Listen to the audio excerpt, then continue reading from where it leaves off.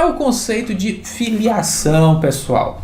Filiação está previsto ali no artigo 20 do regulamento RPS, né, o Regulamento da Previdência Social, o Decreto 3.048 de 99. Aproveita que você está aqui, se inscreve no canal, você que gosta do nosso conteúdo, a gente sempre traz muita informação do mundo do direito previdenciário. Então se inscreve para fortalecer, para dar uma ajuda, para mostrar que você gosta do nosso conteúdo. Deixa o seu joinha, assim você vai dar uma mensagem para o YouTube, para ele nos ajudar a chegar em mais gente, levar esse conteúdo que é preparado com muito carinho para você. Então se inscreveu, deixou o seu joinha para não perder nada, ativa o sininho de notificação e entra no nosso canal no Telegram, o link está aqui na descrição. Então, bora lá ver o conteúdo de hoje.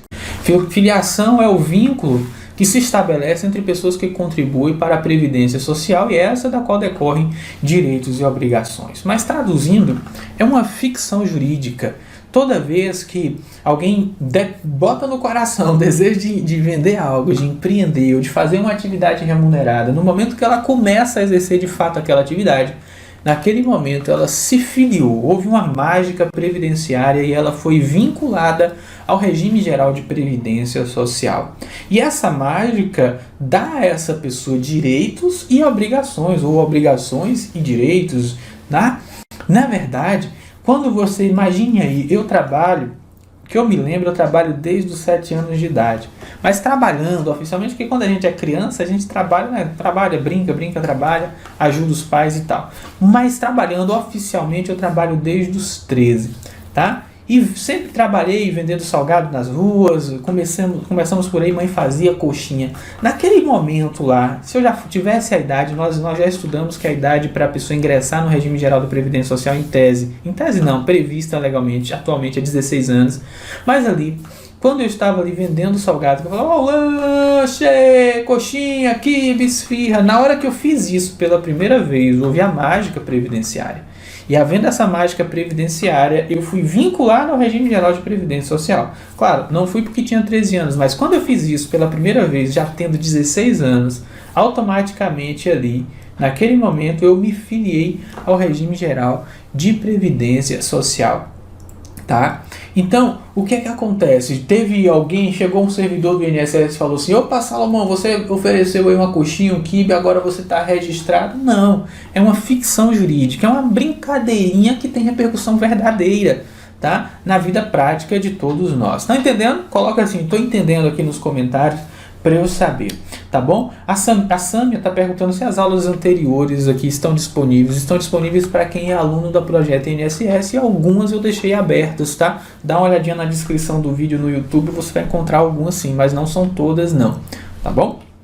Gente, veja só, sem filiação não há proteção previdenciária, significa que o INSS não vai pagar benefício, serviço para ninguém se não houver filiação. O artigo 20, parágrafo 1º vai dizer o seguinte: a filiação à Previdência Social decorre automaticamente do exercício de atividade remunerada para os segurados obrigatórios. Quais são os segurados obrigatórios? Segurado empregado, empregado doméstico, trabalhador avulso, segurado especial e contribuinte individual, que é o segurado coringa, né? Então, decorre obrigatoriamente para esses segurados, observando o parágrafo 2º e da inscrição formalizada com o pagamento da primeira contribuição para o segurado facultativo. Então, a gente vai ter aí que, para os segurados obrigatórios, a inscrição ela é automática, mas calma. A prova vai querer perguntar, o que é que ocorre primeiro? A prova de concurso, o que é que ocorre primeiro? Filiação ou inscrição? Regra geral, filiação ocorre primeiro, mas tem exceções. Uma das exceções é o segurado facultativo. Ele tem que ir lá fazer a sua inscrição, que nós estudaremos na sequência. Ele faz a sua inscrição, o seu cadastro no INSS, e aí depois ele paga a filiação, ele paga a inscrição e aí ocorre a filiação. É dessa forma também para o segurado contribuinte individual autônomo, aquele que trabalha por conta própria, que não presta serviços para empresas, tá? Então você vai ter essa exceção, anote aí no seu caderno essa exceção do contribuinte individual, tá bom? Gente, a exceção à filiação automática, contribuinte individual autônomo. Eu trouxe aqui para você uma jurisprudência, tá? E nessa jurisprudência vai dizer que, enquadrando-se o falecido na condição de contribuinte individual, necessário se faz a comprovação da filiação à Previdência Social com o efetivo recolhimento das respectivas contribuições por iniciativa própria, tá? Para que se considere a sua qualidade de segurado, o que não ocorreu na espécie, concluindo-se que o decurso do falecido não ostentava a qualidade de segurado da Previdência Social quando do óbito e, portanto, ainda existe o direito ao recebimento de pensão por morte a seus dependentes. Então, aqui você tem um efeito prático, tá vendo? Nós estamos estudando para concurso, mas aqui você que já é da prática previdenciária, você já consegue enxergar que, se não conseguir comprovar que houve a filiação antes do óbito, esse segurado não vai deixar para os seus dependentes direito à pensão por morte. Percebe a importância desse tema?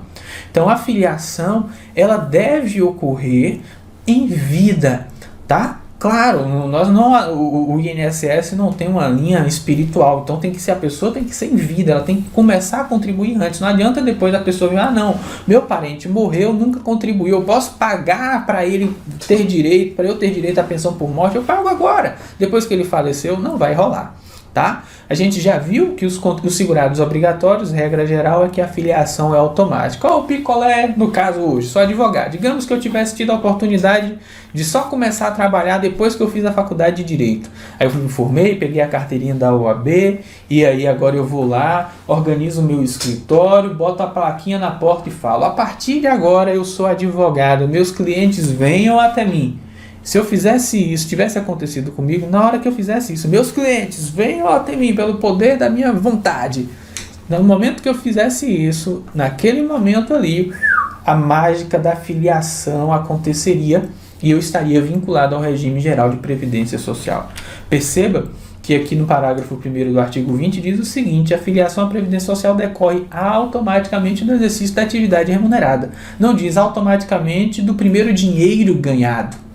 Preste atenção nisso, porque isso pode ser cobrado de você em prova, tá bom? Então, quando pode ser reconhecida a filiação? O artigo 121 do regulamento diz que o reconhecimento de filiação é o direito do segurado de ter reconhecido em qualquer época o tempo de exercício de atividade anteriormente abrangido pela Previdência Social. A gente vai ter uma aula de prática previdenciária sobre retroação de DIC, mas para você que é concurseiro, retroação de DIC significa retroagir o início da data das contribuições. Retroação de DIC, data de início da contribuição. Significa que, por exemplo, no meu exemplo, sou advogado. Aí eu trabalhei e não contribuía oficialmente para o INSS, porque eu sou autônomo, né? Não emitia o carnê. Beleza. Mas aí agora eu vim para o mundo do direito previdenciário e falei, vixe, é mesmo, rapaz, eu agora preciso contribuir, senão eu não vou aposentar. E eu começo a trabalhar ali em 2015, quando eu peguei minha carteira do OAB, foi lá em 2015. Trabalhei de 2015 a 2020 sem nunca contribuir para o INSS, e agora eu vou contribuir. Nós vamos estudar, só para dar um spoiler, que a contribuição só vale, os efeitos previdenciários só valem a partir da primeira contribuição paga em dia. Só que eu já trabalhava antes, eu já tinha OAB, eu já tinha escritório constituído, fazia tudo certinho, só não contribuía. Eu posso retroagir a data de início das minhas contribuições. Posso, eu vou ter que provar, tem todo um procedimento para concurso do nível médio, como é o caso do INSS, não importa isso agora. Mas o que eu quero dizer é que eu vou poder ter reconhecido esse período de 2015 a 2020, desde que eu comprove. Por isso que o artigo 121 do regulamento, está anotando aí o artigo para você ler depois, ele diz lá que o reconhecimento de filiação é o direito do segurado de ter reconhecido em qualquer época o tempo de exercício de atividade anteriormente abrangida pela Previdência Social.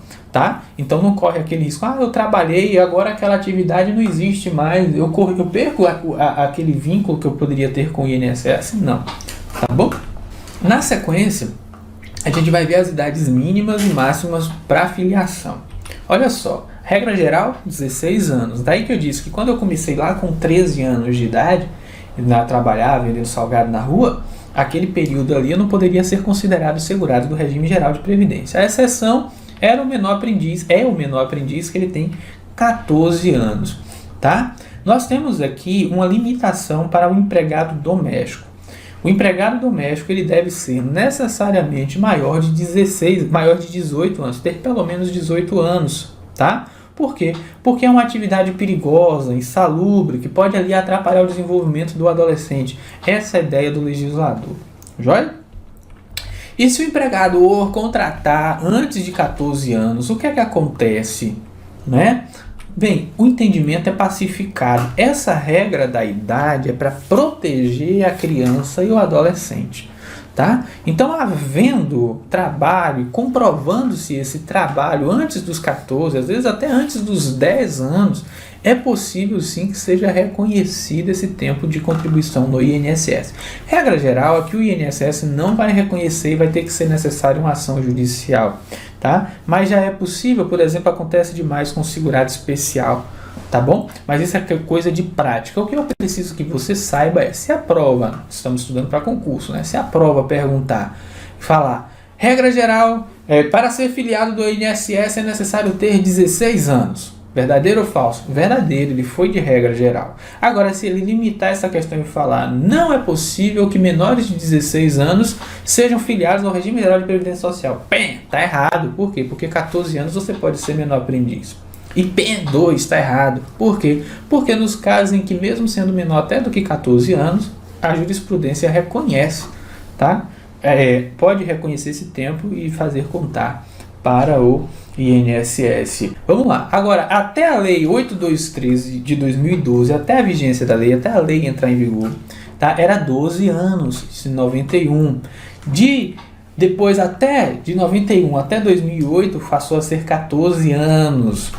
De 2008 até agora, 16 anos. Então, se você está com um caso prático aí, atuando como previdenciarista, você vai ficar ligado em qual princípio aqui, lei do tempo regio ato, para você saber, né, quais são esses tempos de contribuição. Tá bom? A Gilda pergunta assim, eu paguei um período, depois passei um tempo sem pagar, agora eu volto a pagar, é possível o INSS reconhecer? Reconhece, Gilda, sem nenhuma dificuldade, tá bom? Você vai ter que indenizar esse período aí. Dando sequência, a súmula 5 da TNU, que é o Tribunal Nacional de Uniformização, né, das turmas dos jefes aí, a prestação de serviço rural por menor de 12 a 14 anos, olha o que eu falei para você, até o advento da 8213, ou seja, até 91, devidamente comprovada, pode ser reconhecida para fins previdenciários. Então, tem que ser devidamente comprovada e pode ser reconhecida, não é que vai ser automaticamente reconhecido, tá? Mesmo entendimento do STJ. Quando ocorre a filiação do segurado facultativo? Aí depende da pergunta, fique atento, estamos estudando para a prova. 14 anos se cobrar a literalidade da 8212. A 8212 diz que o segurado facultativo pode se inscrever, pode ser filiado a partir dos 14 anos. Tá? Já o regulamento pergunta, diz que é 16 anos. Esse é o entendimento da doutrina também, 16 anos. Então, se a pergunta for... conforme a 8212 é 14 anos, está correto. Conforme o regulamento é 16, está correto. Se não falar conforme, nem lei, nem regulamento, nem nada, a regra geral é 16 anos atualmente. A Constituição prevê idade mínima para proteger a criança e o adolescente vedando o trabalho antes dos 16 anos, tá bom? Então, se não falar nada, a regra geral é 16 anos, aí você segue regra geral, tá? Agora, mas o segurado facultativo, ele trabalha? Não. Se ele não trabalha, ele pode se filiar antes dos 16 anos? Não, não pode, porque ele não trabalha, tá? Então, pegue essa dica, anota aí no seu caderno e coloca. Para o segurado facultativo, o início da possibilidade de filiação é aos 16 anos. Aos 14, segundo a 8212, é para aquele que exerce atividades, né, remuneradas e tal, laborais, tá bom? E pode ser antes dos 14, conforme já vimos, se tiver exercício de trabalho. Tá? Tá gostando da aula? Deixa o seu joinha, deixa o seu like aí, pega o link, manda para todo mundo. Se chegou por agora, manda aviãozinho, espalhe aí para todo mundo, bota coraçãozinho, tudo que for possível, gente, e nos ajude a divulgar, tá bom? Vamos lá. Um mapa mental aqui para você que está assistindo no YouTube, ó. Filiação. Segurados obrigatórios, a gente vai ter que decorre automaticamente do exercício de atividade laboral remunerada, essa é a regra, exercício de atividade laboral remunerada, tá? Exceção, contribuinte individual autônomo. O que é o contribuinte individual autônomo? Aquele que trabalha por conta própria, que não é empregado de ninguém, que não tem vínculo com ninguém, tá? Ele apenas o contribuinte individual autônomo por ser ele o responsável tributário. Tá? Apenas existirá após a inscrição, cadastro no regime geral e pagamento da primeira contribuição em dia. Ou seja, o contribuinte individual ele tem que ir lá no meu INSS, hoje faz no meu INSS, né? Na norma não diz isso, mas hoje a gente faz no meu INSS, ele entra lá no meu INSS, solicita a inscrição dele no regime geral de previdência social. Aí vai fazer a inscrição, vai gerar um NIT, porque a Previdência gera NIT, número de identificação do trabalhador. Na sequência ele vai, preenche o carnezinho e paga. No momento que ele pagar o carnê pela primeira vez em dia, tá? Nós estudaremos como é que se dá essa dinâmica mais para frente.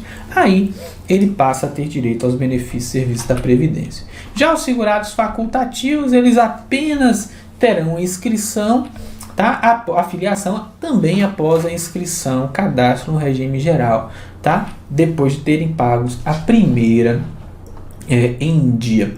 Uma pergunta pertinente, a Nayara fala assim: beneficiário que recebe auxílio doença atualmente é benefício por incapacidade temporária, tá? Depois da reforma, ou BPC, pode contribuir como facultativo? Olha, se for BPC, pode contribuir como facultativo. Se ele está em gozo de auxílio doença, não há necessidade dele fazer essa contribuição, tá bom? Porque o benefício vai contar ali para ele, para todos os efeitos previdenciários. Então, oriento que pague depois que acabar o recebimento do benefício. Filiação facultativa de servidor público, pode ou não? Tem exceção? Perguntar se tem exceção é meio chovendo molhado, né? Porque no direito tudo depende, ou seja, tudo tem exceção. A regra é que é vedado a filiação facultativa de servidor público vinculado a qualquer RPPS como segurado facultativo. Bom, no momento que eu gravo essa aula, eu sou servidor do INSS. Digamos que eu queira me afastar do trabalho do INSS, vou sair do trabalho do INSS, vou tirar uma licença não remunerada. Eu posso contribuir nesse caso como facultativo? Sim, desde que, anote aí, desde que o RPPS no qual eu sou vinculado não permita que haja descontos ali vinculados ao RPPS. Aí eu posso sim pagar como facultativo, mas essa é uma exceção. A regra geral é facultativo. Servidor público não pode ser segurado facultativo, não pode pagar como facultativo. É o que prevê a Constituição. Ela diz que é vedada a filiação ao regime geral de previdência social na qualidade de segurado facultativo de pessoa participante de regime próprio de previdência social. É o que diz o artigo 201, parágrafo 5º. Tá? A exceção é se esse servidor estiver afastado sem vencimentos e desde que esse RPPS, esse regime próprio ao qual ele está vinculado, não permita nessa condição contribuição específica ali para o respectivo RPPS, ou seja, eu me afastei do INSS para qualquer motivo. Eu quero continuar contribuindo, eu quero poder me aposentar, ter a proteção previdenciária. Tá, não é no INSS aqui, eu estou vinculado à União. Nesse caso, eu posso continuar contribuindo para a União vai emitir uma guia e eu vou lá e pago. Mas caso a União falar assim, não, você está de licença, não pode pagar e continuar vinculado durante esse período, o que é que eu faria? Emitiria um carnezinho do regime geral e pagaria para ser vinculado ao INSS. Tá bom? Atividade ilícita, gente, gera filiação ou não? Se eu vendo algo errado, eu vendo produtos roubados, eu trabalho com receptação de produtos roubados, Deus me livre, misericórdia, mas vamos lá que o exemplo é esse. Eu vendo drogas, eu sou um traficantezão pocado aí, e agora, quando eu vendo drogas, eu estou exercendo uma atividade remunerada no trabalho de graça como traficante, né? E aí, gera filiação? Atividade ilícita gera filiação? Sim ou não? Quero ouvir a opinião ao vivo de vocês aí. Você que está assistindo aí gravado na plataforma, coloca no seu caderno. Não comenta isso nos comentários, não vai encher de comentários aqui do ao vivo. Coloca no seu caderno e aguarda aí para ver qual vai ser a resposta. E aí? Filiação, atividade ilícita gera direito à filiação ao regime geral de previdência social? Enquanto você pensa na resposta, eu falei, se a pessoa recebe BPC, ela pode contribuir como facultativo, né? Pode. E ela pode escolher se vai ser 11% ou 20%, respondendo aqui a Rogéria, que está no ao vivo com a gente. Eu oriento que pague 11% para ter direito ao salário mínimo e tal, tá? Mas se você quiser pagar mais para se aposentar com um valor maior, dependendo do contexto, vale a pena. Mas BPC já é situação difícil, é difícil então ter valor para poder ter a renda para poder pagar, né, o valor maior. Mas vamos lá. E aí, atividade ilícita gera filiação? Para fins de prova, o tema não é pacificado. E provavelmente, se cair uma questão dessa, vai ser anulada, porque não é pacífico. Agora, para o CESP, tá? Bendita Sebrasp aí, apenas atividade lícita gera filiação. Então, você que está com a prática previdenciária aí na sua cabeça, abre um parênteses e fala, para o concurso público, se a banca for CESP, apenas atividade lícita gera filiação. E aqui um parêntese para você, não se preocupe com banca nesse momento. Quando sair o edital, que a gente já tiver banca, tudo, na verdade, quando já a banca for autorizada, já tiver uma banca já selecionada, a gente vai direcionar os estudos do curso Projeto INSS para o entendimento daquela banca. Agora nós estamos estudando com muita calma, com tranquilidade, tá? Para o concurso que vai acontecer ali em 2022. Então, assim, não temos ainda essa banca. O que é que a gente precisa saber nesse momento? Todas as possibilidades. Aqui a gente estuda a matéria. Quem sabe a matéria acerta a questão em qualquer banca, tá bom? Agora, quando já tem a banca definida, aí é bom dar aquela funilada para se estar alinhado, para, por exemplo, não correr risco de marcar essa questão errada. Por quê? Porque o entendimento da banca é único. A gente estuda, na verdade, para concurso, a gente não estuda para saber a matéria, a gente estuda para saber o entendimento da banca, tá? Isso quando a banca já está definida. No pré-edital, a gente estuda para saber a matéria, para você conhecer a matéria, para você saber o que é novidade, para você saber quais são os posicionamentos para concurso. Quando sai a banca, você passa a estudar para a banca. E aí, se a banca tem um entendimento que o céu é vermelho e a lua só sai no céu durante os dias 23 e 24 de janeiro a cada 5 anos, esse é o entendimento da banca. Se a questão vier dizendo isso, ainda que seja loucura, você marca como verdadeiro, tá bom? E aí? E aqui o Jorge já pergunta, acredita que vai ser a Sebrasp, CESP? Não acredito em nada nesse momento, Jorge. Vamos focar no conteúdo, tá? Como eu acabei de falar aqui para vocês. Não pense em banca agora, não. Então você vai responder conforme o entendimento da banca. E existe idade máxima para ocorrer a filiação? A resposta é não, gente, não existe. Você pode começar a trabalhar ou trabalhar a primeira vez na sua vida aí aos 90 anos de idade. Imagine aí que o príncipe Charles lá da Inglaterra foi deserdado pela mãe dele e cortaram todas as fontes de renda. Não sei que idade o príncipe Charles tem, mas ele tem bem mais do que 60 anos, eu acredito. Então, ele pegou, então a rainha da Inglaterra, vamos pegar a rainha da Inglaterra, com 200 anos, pode se filiar ao regime geral da Previdência? Bota aí hashtag 200 anos, só você que está ao vivo vai saber o que está acontecendo aqui. Eu nem sei que tá a idade que a rainha da Inglaterra tem, mas ela tem lá os seus quase 100 anos. Ela pode, se ela começar a trabalhar e exercer uma atividade hoje, porque foi desvinculada do governo lá, da monarquia inglesa, pode, não importa, não tem idade máxima, tá bom? Espero que esse conteúdo tenha trazido valor para você. Se você ficou com alguma dúvida, comenta aqui, porque eu uso a sua dúvida para fazer os próximos vídeos e te esclarecer. Se ainda não se inscreveu, por favor, se inscreva. Mais da metade das pessoas que assistem, consomem aqui o conteúdo ainda não se inscreveram. Dê essa ajuda aqui pra gente, tá? Ativa o sininho para não perder nenhuma das notificações. E se gostou do vídeo, deixa o joinha, isso fortalece demais, não custa nada para você e nos abençoa muito. Um grande abraço, Deus abençoe a todos e não se esqueça, quem tem fé não precisa de sorte.